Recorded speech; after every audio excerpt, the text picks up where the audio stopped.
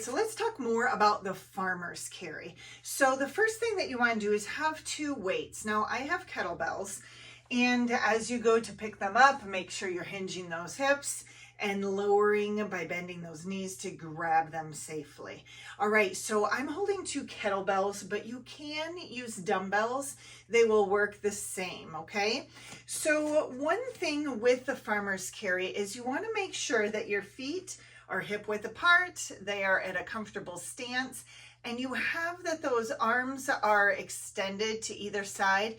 The weights should not be touching, but make sure that you roll those shoulders down and back into those back pockets and hold them out. Now, what I'm going to do is I'm going to walk towards you. So you can do this in the form of a walk, forward and backward, maybe turning to the side, come back to center, turn to the other side, come back to center, and just make sure that you are working on your positioning as you go. If you notice your feet start to turn out, that collapses those arches in.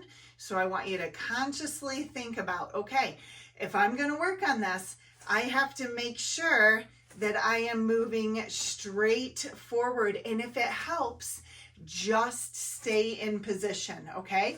Don't move forward and back until you've got those movements down. If you're like, okay, I'm really nervous, just gonna move my feet up a little bit, that's okay. As you get stronger and gain confidence in this move, you'll be able to lift those legs up, maybe even have a little brief pause at the top and lower again. So if you're like, well, what is this working, Jen? Well, this is really working your core. It's working that grip strength, which is super important. It's also working that stability and that mobility in your legs. You're building strength, but as you learn to balance, you're also addressing that. And those core stabilizers are really focused and locked in helping you make those gains. So as you get more advanced, what you can do is have two different weights. Hold a lighter weight on one side and a heavier weight on the other side. You know what that's going to do?